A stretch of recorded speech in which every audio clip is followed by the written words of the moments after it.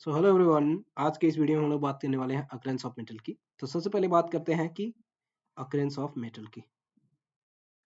Occurrence of metal, ये जो है मेटल हमारा, वो मेनली नेचर में पाया जाता है अर्थ क्रस्ट में। ठीक है, मेनली हम लोग अर्थ क्रस्ट में बात करते हैं। सो जितने भी हमारे मेटल पाए जाते हैं उनका सबसे मेजर सोर्स है वो क्या है? Earth crust.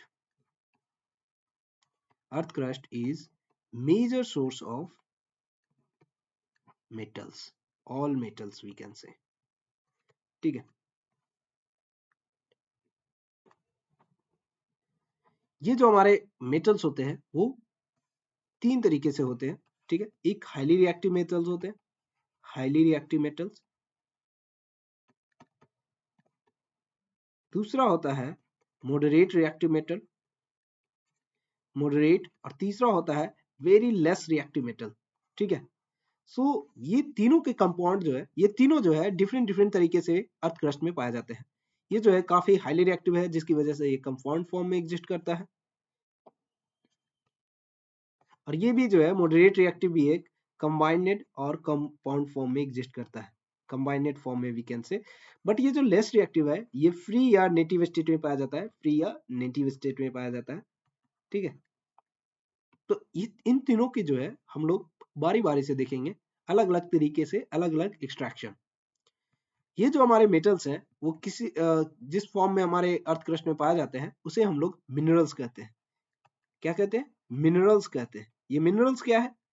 ये मिनरल्स है a natural substance or materials, a natural materials, a natural substance, or we can say material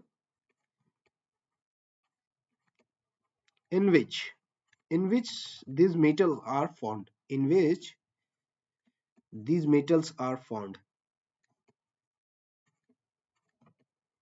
जिनसे हमें, जिस मटेरियल्स में हमें ये मेटल्स पाए जाते हैं उसे हम लोग मिनरल्स कहते हैं। अब इस मटेरियल्स, मिनरल्स को कितने भी परसेंटेज में रख सकता है मेटल्स। ठीक है, तो एक मिनरल्स कई प्रकार से हो सकते हैं, एक लो परसेंटेज ऑफ मेटल्स, एक हाई परसेंटेज ऑफ मेटल्स। तो उसी को जो है मिनरल्स दो प्रकार से मिलने हो सकते हैं। एक जो हो सकता है कि जिसमें कि मिनरल्स, मेटल्स जो है काफी कम अमाउंट में हो या कम परसेंटेज में हो, और दूसरा एक हाईली परसेंटेज हो जिसमें मेटल्स, तो उसी हाईली परसेंटेज मेटल वाले को हम लोग ओर कहते हैं। और क्या है? A minerals, a mineral which is having high percentage of metals, a minerals which is having good percentage of metal, good percent of metal, along with, उसके साथ ही क्या होना चाहिए? उससे एक्सट्रैक्ट जो होना चाहिए वो एक्सट्रैक्शन ऑफ मेटल जो है काफी कन्वीनियंट होना चाहिए। कन्वीनियंट, कन्वीनियंट का स्पेलिंग पता नहीं वो कन्वीनियंट और प्रॉफिटेबल होना चाहिए, प्रॉफिटेबल होना चाहिए। ठीक है, तभी हम कहेंगे कि वो जो मिनरल्स है वो एक ओर्स है। तो इसके ओर्स के हमारे कई एग्जांपल्स हैं। ठीक है, जैसे कि बॉक्साइट हो गया, एल्युमिनियम के लिए हम बॉक्साइट होता है। उसी तरीके से आयरन के लिए हमारे पास हेमाटाइट होता है। ठीक है, ये हमारे क्या होते हैं? ओर्स होते हैं। ये दो फॉर्म में हमारे पास कोई मेटल एग्जिस्ट करता है। ठीक है, ये दो तरीके से हम मेटल को अर्थ क्रस्ट में पाया जाता है। अब इसी अर्थ क्रस्ट से अब इसी अर्थ क्रस्ट से एक ओर से मेटल को उसके रिफाइन करके एक प्योर फॉर्म में निकालने के तरीका को ही एक्सट्रैक्शन ऑफ मेटल कहते हैं। एक्सट्रैक्शन ऑफ मेटल, क्या कहते हैं? Extraction of metal. ठीक है, इसमें क्या होता है? एक ओर से रिफाइन करते हैं, रिफाइन करके एक प्योर मेटल में कन्वर्ट करने की प्रक्रिया को ही, प्योर मेटल में कन्वर्ट करने की प्रक्रिया को ही, प्रोसेस को ही एक्सट्रैक्शन ऑफ मेटल कहते हैं। इन सारे प्रोसेस में कई सारे स्टेप्स इन्वॉल्व होते हैं। उन सारे स्टेप्स को मिलाकर हम उसे मेटलर्जी कहते हैं। क्या कहते हैं? All steps.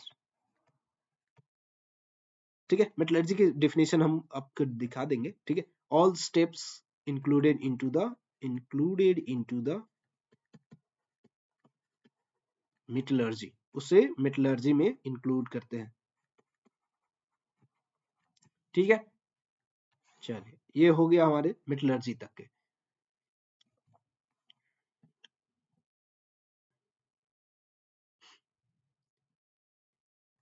ये जो प्रोसेस है ओर से प्योर मेटल तक जाने का, ठीक है, प्योर मेटल तक कन्वर्ट करने का, वो तीन तरीके से, तीन पार्ट में मेजरली ग्रुप में हमें एक्सट्रैक्शन ऑफ मेटल जो है उसको हम लोग मेजरली तीन पार्ट में पढ़ते हैं। ठीक है, पहला जो है कंसंट्रेशन ऑफ ओर होता है,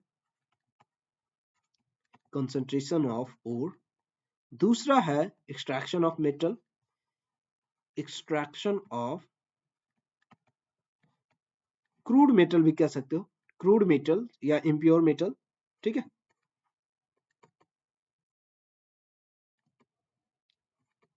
और तीसरा है इसी क्रूड मेटल और इम्प्योर मेटल से प्योर मेटल को एक्सट्रैक्ट करना, यानी कि उसे रिफाइन करना, रिफाइनिंग ऑफ क्रूड मेटल। ठीक है, क्रूड मेटल। क्लियर है, यहां तक क्लियर है? इसी प्रोसेस को हम लोग रिफाइनिंग भी कहते हैं, रिफाइनिंग।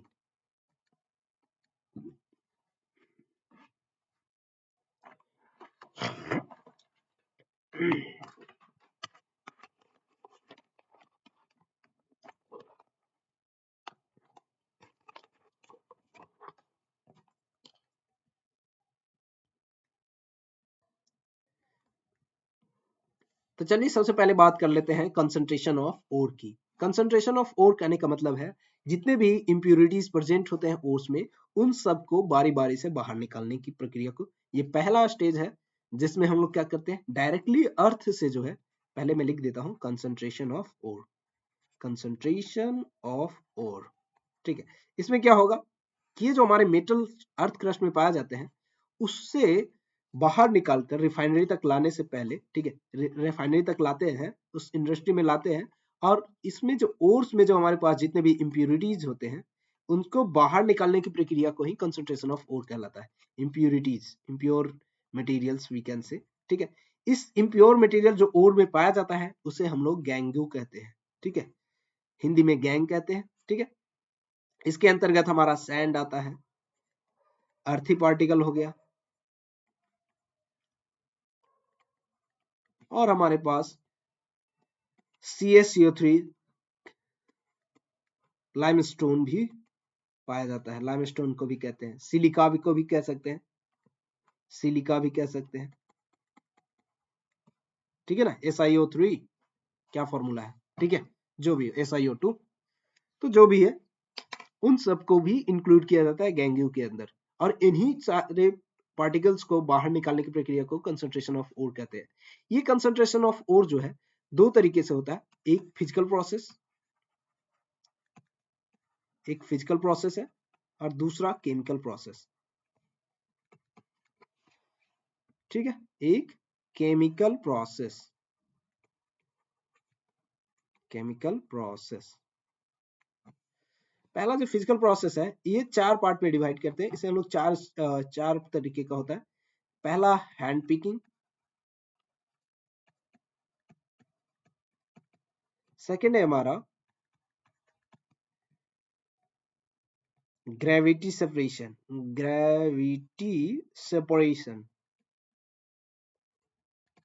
और थर्ड में हमारा आता है मैग्नेटिक सेपरेशन, और फोर्थ होता है हमारा फ्रोथ फ्लोटेशन। और ये बहुत ही एग्जाम के पॉइंट ऑफ व्यू से काफी इंपॉर्टेंट हो जाता है, फ्रोथ फ्लोटेशन। सो काफी इंपॉर्टेंट है एवरीवन। सो ये फोर्थ वाला जो है काफी इंपॉर्टेंट है। केमिकल प्रोसेस में हमारे पास कई होते हैं, लेकिन फेमस जो होता है लीचिंग प्रोसेस हमारा जो है काफी फेमस प्रोसेस है कंसंट्रेशन ऑफ ओर के लिए। तो ये हमारे इस तरीके से हमारे पास कंसंट्रेशन ऑफ ओर होते हैं। ये जो है हैंड पिकिंग, ऐसा प्रोसेस जिसमें इंप्यूरिटीज को जो है हाथ से चुनकर बाहर कर लेते हैं। ठीक है, और इसमें बड़े बड़े पत्थर को चुनकर जस्ट बाहर करते हैं ओर से, ये हैंड पिकिंग के अंतर्गत आता है। ठीक है, दूसरा होता है ग्रेविटी सेपरेशन। इसमें क्या होता है कि ओर को पाउडर फॉर्म में कन्वर्ट करते हैं, और उस पाउडर फॉर्म को जो है वाटर के साथ मिक्स करके एक सीढ़ी नुमादार एक स्ट्रक्चर होता है, उसे हम पास करवाते हैं, जिसमें क्या होता है कि ये जो हमारे पास ओर्स होते हैं वो जो है सीढ़ी में जो गैप होता है उनके बीच में अटक जाते हैं थोड़ा भारी होने की वजह से, और ये जो है गैंगू जो है वो वाटर के साथ घुलकर बाहर आ जाते हैं। तो इस तरीके से हमारे ग्रेविटी सेपरेशन में जो है उस ओर को वहां इकट्ठा हो जाता है और उस ओर को बाहर हम लोग निकाल कर फर्दर के लिए प्रोसेस के लिए भेज देते हैं। मैग्नेटिक सेपरेशन में होता यह है कि मैग्नेटिक सेपरेशन में या तो गैंग्यू मैग्नेटिक होना चाहिए या फिर और मैग्नेटिक होना चाहिए। इस तरीके से उन दोनों को और के पॉडर फॉर्म को जो हम इस चलती हुई बेल्ट यानी कि घुमावदार एक हमारे पास इस तरीके का स्ट्रक्चर होता है, इसमें जब हम रोटेटिंग बेल्ट पे जब हम इस ओर को गिराते हैं तो उसमें होता यह है कि जो पार्टिकल्स मैग्नेटिक इन नेचर होते हैं वो अटैच होकर अलग हो जाते हैं, और जो मैग्नेटिक इन नेचर नहीं होते हैं या ओर हो या गैंगू दोनों में से कोई भी हो सकता है ना, तो ज्यादातर जो है और जो है मैग्नेटिक होने की वजह से क्या होता है वो सेपरेट हो जाते हैं नॉन मैग्नेटिक मटेरियल से। इस तरीके से ये मैग्नेटिक सेपरेशन भी हो गया। अब बात करते हैं फ्रोथ फ्लोटेशन की। फ्रोथ फ्लोटेशन में एक क्या होता है, एक कंटेनर बहुत बड़ा कंटेनर होता है, उसमें मिक्स पाउडर फॉर्म में जो है हम ओर के क्रश करके डालते हैं, ठीक है। अब क्या करते हैं उसमें जो है ऑयल मिक्स करते हैं, और इस तरीके से स्ट्रक्चर बनाया होता है कि एक बहुत बड़ा पंप होता है जिसमें बहुत बड़े बड़े होल होते हैं, उसमें जो है ऑक्सीजन ऑक्सीजन या फिर एयर काफी भारी स्पीड से यानी काफी तेजी से, भारी कहने का मतलब नहीं, काफी तेजी से काफी तेजी स्पीड में फ्लो किया जाता है, जिसकी वजह से जो है उसके अंदर ऑयल की वजह से, पाइन ऑयल की वजह से फ्रोथ जनरेट होता है। अब ये जो फ्रोथ है इसी पे हमारे पास और जो है अटैच हो जाते हैं, और जो अर्थी पार्टिकल होते हैं, इंप्योरिटीज होते हैं, गैंग्यूस होते हैं, जो भारी होने के कारण नीचे ही रह जाते हैं। और जब यह फ्रोथ को शांत किया जाता है तो इसी फ्रोथ को छान कर अलग किया जाता है, ठीक है। इसी को छान कर अलग करके सुखा लिया जाता है और फर्दर प्रोसेस के लिए भेज दिया जाता है। तो ये हमारे पास फिजिकल प्रोसेस की चारों मेथड हो गए। अब बात करते हैं लीचिंग की। लीचिंग एक केमिकल प्रोसेस है, नाम से ही पता चल रहा है अगर ये केमिकल प्रोसेस है तो इसमें कुछ ना कुछ केमिकल ही मिलाया जा रहा होगा। तो बात सही है कि लीचिंग प्रोसेस में क्या करते हैं कि पाउडर फॉर्म जो होता है ओर का, उसमें हम लोग केमिकली कुछ मिलाते हैं या फिर केमिकली रिएजेंट में इस पाउडर फॉर्म ओर को घोलते हैं, और ये जो होता है जिसमें कि ओर जो है केमिकल के साथ रिएक्शन करके घुल जाता है और इम्प्योरिटी जो है वो इनसॉल्युबल हो जाते हैं, तो वहां से हम फिर फर्दर छान कर अलग कर लेते हैं। इस तरीके से हमारा यूज हो जाता है। अच्छा, हम यहाँ पे जो है पाउडर फॉर्म बार बार हम इसलिए यूज करते हैं ताकि दो तरीके से हो, यहाँ पे रिएक्शन तेजी से हो जाए, ठीक है। क्योंकि तेजी क्यों होगा, क्योंकि पाउडर फॉर्म में जब होता है तो इसका सरफेस एरिया बढ़ जाता है, जिसकी वजह से रिएक्शन तेजी से हो पाता है और लीचिंग प्रोसेस काफी इजीली हो जाता है। तो ये हमारे कंसंट्रेशन ऑफ ओर का पहला स्टेप है। ये हमारा स्टेप 1 है, concentration of ore, extraction of metal का जो कंप्लीट होता है। इसके आगे हम पढ़ेंगे, ठीक है। इसके आगे हम बात करते हैं, तो दूसरा स्टेप है extraction of metal. Extraction of metal, इस एक्सट्रैक्शन ऑफ मेटल में हम क्या करते हैं, ये जो कंसंट्रेटेड ओर है, ठीक है। अच्छा, थोड़ा गड़बड़ हो गया क्योंकि पेन ढंग से नहीं चला था, ठीक है। एक्सट्रैक्शन ऑफ मेटल, ठीक है। एक्सट्रैक्शन ऑफ मेटल में क्या करेंगे, ये जो कंसंट्रेटेड ओर है उसी को फर्दर रिड्यूस करेंगे मेटल के फॉर्म में, ठीक है। तो इस यहाँ पे हम फर्दर 3 पार्ट में डिवाइड करते हैं। एक हाईली रिएक्टिव मेटल का एक्सट्रैक्शन अलग तरीके से पढ़ते हैं, ठीक है, हाईली रिएक्टिव। एक होता है मॉडरेट रिएक्टिव, ठीक है, और तीसरा होता है लेस रिएक्टिव।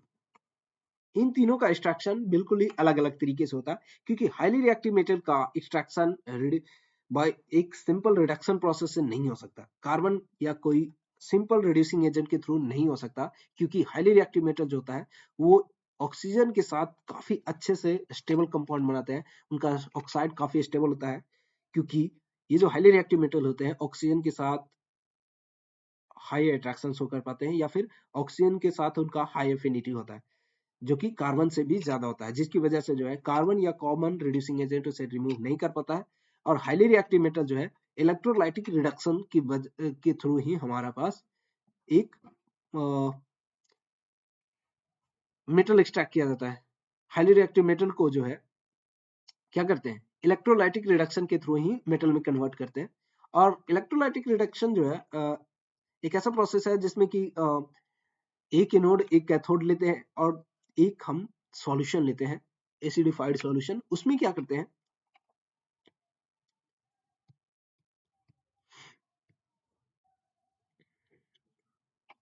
उसमें जो है ये मोल्टेन सॉल्ट जो होते हैं उनके सॉल्यूशन होते हैं।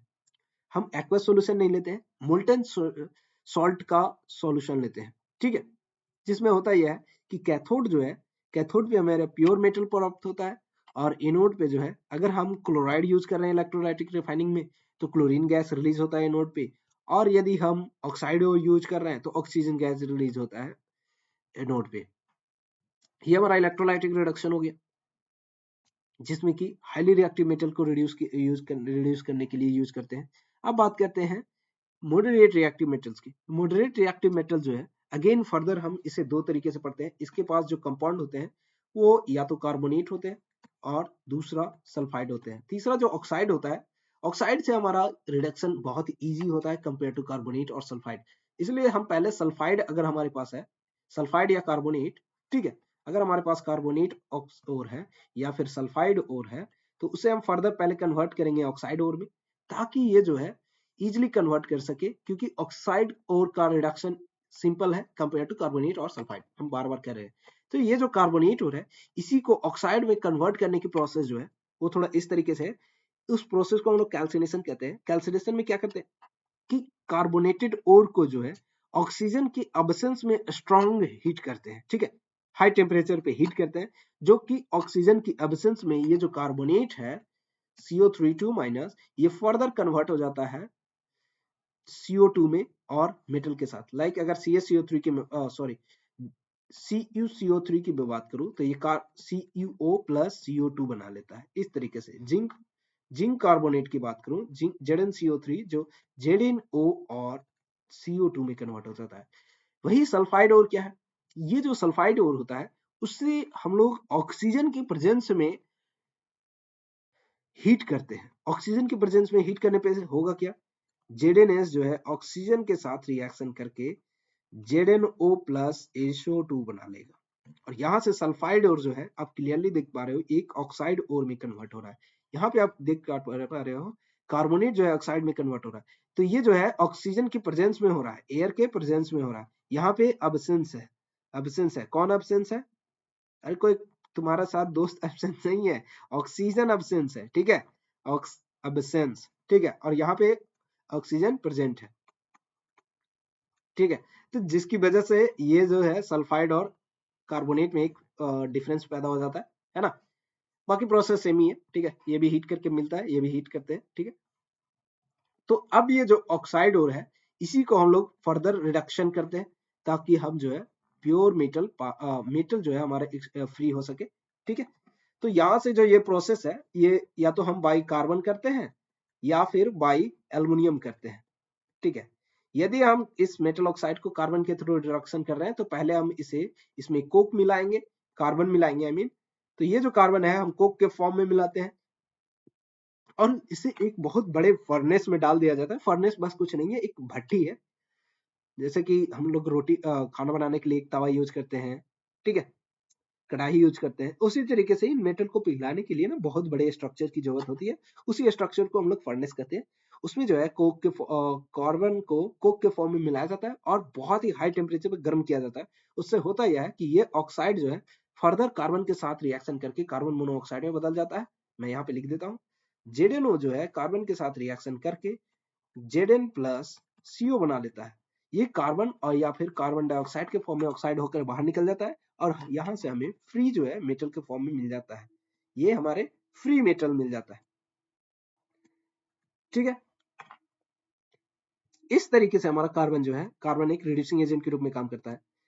अब बात करते हैं एल्युमिनियम की। ये एल्युमिनियम भी जो है, एल्युमिनियम जो है उस मेटल के लिए यूज होता है जिसका रिएक्टिविटी जो है जिंक मेटल से ज्यादा होता है रिएक्टिविटी सीरीज में। जिंक से अगर ज्यादा है उस वाले मेटल को अगर हमें एक्सट्रैक्ट कराना है रिडक्शन से, तो हम यूज करते हैं एल्युमिनियम की। ठीक है, सो क्या क्या कंपाउंड है या क्या क्या मेटल है जिसको हम लोग एल्युमिनियम से रिडक्शन कराते हैं? तो उसमें आता है मैग्नीज, क्रोमियम, ठीक है, आयरन को भी हम रिड्यूस कराते हैं। ठीक है सर, ये जो MnO2 है, MnO2 जो मैग्नीज का एक और है, ठीक है, उसको अगर हम एल्युमिनियम से रिएक्शन कराते हैं तो यह रिएक्शन Al2O3 बनाने के साथ मैग्नीज रिलीज कर देता है, फ्री कर देता है। ये जो मैग्नीज है ये एक मोल्टेन स्टेट में पाया जाता है। ठीक है, क्योंकि ये जो है प्रोसेस एक हाईली एक्सोथर्मिक प्रोसेस है जिसमें बहुत ही ज्यादा अमाउंट में हीट रिलीज होता है। वही हीट इस मैग्नीज को लिक्विड फॉर्म में यानी कि मोल्टेन फॉर्म में कन्वर्ट कर देता है, जिसकी वजह से हमें ये जो है मैग्नीज मोल्टेन फॉर्म में मिलता है। ये एक डिस्प्लेसमेंट रिएक्शन भी है, आप क्लियरली देख पा रहे हो। एल्युमिनियम जो है एक हाईली रिएक्टिव मेटल होने की वजह से मैग्नीज को उसकी ही कंपाउंड से उसे बाहर कर दे रहा है, तो यह एक डिस्प्लेसमेंट रिएक्शन भी है। इसी तरीके से यह क्रोमियम के साथ भी रिएक्शन शो करता है। यहाँ पे हम लोग एल्युमिनियम का एक रिड्यूसिंग प्रॉपर्टी यूज कर रहे हैं इन सारे मेटल्स को उसके ऑक्साइड से निकालने के लिए। ये जो एल्युमिनियम मेटल्स है वो कार्बन से ज्यादा महंगा होता है, इसीलिए ये थोड़ा कम यूज में लाया जाता है। अब बात करते हैं अपने एक एल्युमिनियम के लिए बहुत ही ज्यादा पॉपुलर रिएक्शन यानी कि थर्माइट रिएक्शन की। ये थर्माइट रिएक्शन काफी पॉपुलर है, सीबीएसई जैसे बोर्ड और स्टेट बोर्ड में काफी पॉपुलर है, हमेशा इससे लगभग क्वेश्चन पूछे जाते हैं। इसके रिएक्शन काफी इंपॉर्टेंट है। तो मैं अगर बात कर रहे हैं बोर्ड एग्जाम देने की, तो थर्माइट रिएक्शन आप देख कर जाए। ठीक है, थर्माइट रिएक्शन है क्या? ये कुछ नहीं है, कहीं कहीं बुक में लिखा होता है कि यह आयरन के ऑक्साइड को एल्युमिनियम के थ्रू रिडक्शन करने की प्रक्रिया को ही थर्माइट रिएक्शन कहते हैं। ठीक है, इसमें होता क्या है, मेटल ऑक्साइड के जो है आयरन के ऑक्साइड के जो है वो एल्युमिनियम पाउडर के साथ मिक्स करके मैग्नीशियम रिबन की मदद से हीट करते हैं, और जब ये जलने लगता है तो काफी ज्यादा हाईली एक्सोथर्मिक रिएक्शन शो करता है, जिसकी वजह से जो है यह आयरन मेटल को जो है पिघला देता है। और वही आयरन मेटल, पिघला हुआ मेटल जब हम टूटे हुए टुकड़े पे गिराते हैं तो वह क्रैक को जोड़ने में या बड़े बड़े मशीन के पार्ट अगर टूट गया है तो उसे जोड़ने में मदद करता है। इसी प्रोसेस को हम लोग थर्माइट रिएक्शन कहते हैं, एल्युमिनोथर्मी भी कहते हैं। ठीक है, थर्माइट प्रोसेस भी कहते हैं। तो ये रहा हमारा मॉडरेट लेवल मेटल्स के एक्सट्रैक्शन की। अब बात करते हैं अपने लेस रिएक्टिव मेटल्स की। ठीक है, लेस रिएक्टिव मेटल जो है वो भी, उनका भी एक्सट्रैक्शन काफी इजी होता है कंपेयर टू ये दोनों मॉडरेट और हाईली रिएक्टिव का। तो हम बात करें अपने थर्ड मेटल्स यानी कि लेस रिएक्टिव मेटल्स की। Less reactive metal, clear everyone? यहां तक कि मुझे लग रहा है सबको क्लियर है। तो अब बात कर लेते हैं लेस रिएक्टिव मेटल्स की। इसका ज्यादातर एग्जांपल हम लोग कॉपर देखते हैं, कॉपर के साथ मरकरी देखते हैं, Hg हम लोग मरकरी को डिनोट करते हैं। ये दोनों का एक्सट्रैक्शन बहुत ही इजी होता है। इनके मेनली जो है ऑक्साइड या सल्फाइड ओर को जो है जस्ट हीट करके, ठीक है, इनके सल्फाइड या ऑक्साइड ओर को जस्ट हीट करके जो है हम लोग क्या करते हैं, एक्सट्रैक्ट कर लेते हैं। जैसे कि अगर मैं मरकरी की बात करूं तो मरकरी काफी यूनिक है। ठीक है, HgS, इसका जो है ये सल्फाइड ओर को जो है रोस्टिंग के थ्रू, ऑक्सीजन के थ्रू रिएक्शन करके सल्फाइड ओर को जस्ट ऑक्सीजन के प्रेजेंस में हीट करेंगे तो ये HgO में कन्वर्ट हो जाएगा। ठीक है, साथ ही साथ SO2 गैस रिलीज करेगा। अब इस HgO को जो है फर्दर हम 300 डिग्री सेल्सियस के अराउंड हीट करेंगे। ठीक है, तो ये Hg और O2 में कन्वर्ट हो जाएगा। ये जो है मरकरी का एक्सट्रैक्शन उनके सल्फाइड ओर से जो है दो स्टेप में कन्वर्ट होता है। ये पहला स्टेप था, ये सेकंड स्टेप है। हम पहले कंसंट्रेटेड करते हैं, ठीक है, कंसंट्रेटेड के बाद ही ये सारे स्टेप्स फॉलो करते हैं। सो कंसंट्रेटेड HgS यानी कि सल्फाइड ओर को ऑक्सीजन के प्रेजेंस में हीट करते हैं, रोस्ट करते हैं, तो हमें मेटल ऑक्साइड मिलता है जो फर्दर 300 डिग्री सेल्सियस में हीट करने पे प्योर मरकरी दे देता है। अब बात करते हैं अपने एक्सट्रैक्शन ऑफ कॉपर की। कॉपर का एक्सट्रैक्शन थोड़ा सा यूनिक है। इसमें जो है कॉपर ग्लांस Cu2S जो है उसको ऑक्सीजन के प्रेजेंस में हीट करते हैं तो ये बनाता है Cu2O प्लस HO2। अब इसी Cu2O को जो है ये जो है Cu2S और Cu2O ये फर्दर ऑक्सीजन रिएक्शन करके बचे हुए इस Cu2S के साथ ही रिएक्शन करके कॉपर बना लेता है और साथ ही SO2 गैस। ठीक है, तो ये इस तरीके से एक्सट्रैक्शन दोनों शो कर पाते हैं और ये वेरी लेस रिएक्टिव मेटल के लिए ही एक्सट्रैक्शन ऐसे ही होता है। ठीक है, अब बात करते हैं, ये तो यहाँ तक तो हमें क्रूड मेटल मिलते हैं, ये जो है अभी भी है, ये 100% प्योर नहीं होता है और ये मतलब इम्प्योर मेटल अभी भी है। अभी तो हमने जस्ट एक्सट्रैक्शन किया है मेटल्स को। अब ये जो एक्सट्रैक्टेड मेटल्स है इनको फर्दर हम लोग रिफाइन करते हैं। रिफाइनिंग के लिए हम मेनली जो है इलेक्ट्रोलाइटिक रिफाइनिंग यूज करते हैं। ठीक है, तो थर्ड स्टेप नंबर 3 हमारे पास आता है रिफाइनिंग ऑफ मेटल्स और प्यूरिफिकेशन भी हम लोग कह सकते हैं। ठीक है, इसमें क्या होता है, इलेक्ट्रोलाइटिक रिफाइनिंग हम लोग मोस्टली ही यूज कर पाते हैं। सारे लगभग बहुत सारे मेटल्स को जो है इलेक्ट्रोलाइटिक रिफाइनिंग के थ्रू ही हम लोग जो है प्यूरिफाई करते हैं। तो ये इस तरीके का कुछ हमारा स्ट्रक्चर होता है जिसमें एक मेटल, ठीक है, मैं एक एनिमेशन के थ्रू आपको बता देता हूँ। ठीक है, इसमें हमारे पास एक टैब होता है जिसमें दो इलेक्ट्रोड प्रेजेंट होते हैं जो कि एक पॉजिटिव कैथोड पॉजिटिव एनोड और नेगेटिव इलेक्ट्रोड जो कि कैथोड कहलाता है। वो डिप होते हैं एक एसिडिफाइड सॉल्यूशन में। इसमें प्योर जो होता है वो काफी थिन मेटल होता है जिसे कैथोड के रूप में यूज कर रहे होते हैं, और इम्प्योर मेटल जो एनोड के रूप में यूज हो रहा होता है वो काफी थिक होता है। अब इसमें जो है बैटरी के थ्रू करंट जब पास करवाया जाता है तो कैथोड पे जो है ये जो है रिडक्शन शो करके प्योर इम्प्योर मेटल जो है प्योर में कन्वर्ट हो जाता है। वही एनोड से इलेक्ट्रॉन लेकर ऑक्सीजन गैस रिलीज हो जाता है। ठीक है, तो इस तरीके से इलेक्ट्रोलाइटिक रिडक्शन होता है और इस तरीके से प्यूरिफिकेशन के लिए हम लोग इलेक्ट्रोलिसिस का यूज करते हैं और इस तरीके से हम लोग किसी भी मेटल को प्यूरिफाई करते हैं। इसमें होता यह है, अगर मैं कॉपर की बात करूं तो कॉपर के दो इलेक्ट्रोड लिए जाते हैं, एक प्योर एक इम्प्योर। प्योर वाले को कैथोड बनाया जाता है, इम्प्योर वाले को एनोड बनाया जाता है।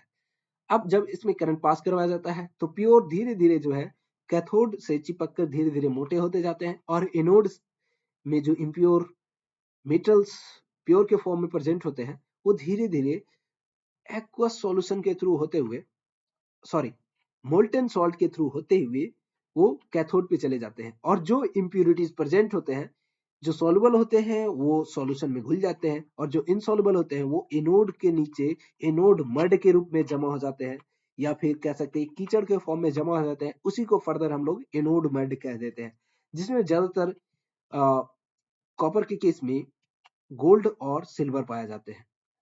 तो ये हमारा कंप्लीट अकरेंस ऑफ मेटल जो है एक्सट्रैक्शन ऑफ मेटल और अकरेंस ऑफ मेटल दोनों को कंप्लीट करता है ये वीडियो। तो आई होप ये वीडियो आपको पसंद आया होगा और इससे जितने भी रिलेटेड कॉन्टेक्स्ट है आपको ये फर्दर साथ में वीडियो के साथ प्रोवाइड किया जा रहा है। तो बेस्ट ऑफ लक, आपके आने वाले एग्जाम में ये काफी मदद करेगा। इसी तरीके के और भी वीडियो देखने के लिए जुड़े रहे हमारे साथ, तब तक के लिए धन्यवाद।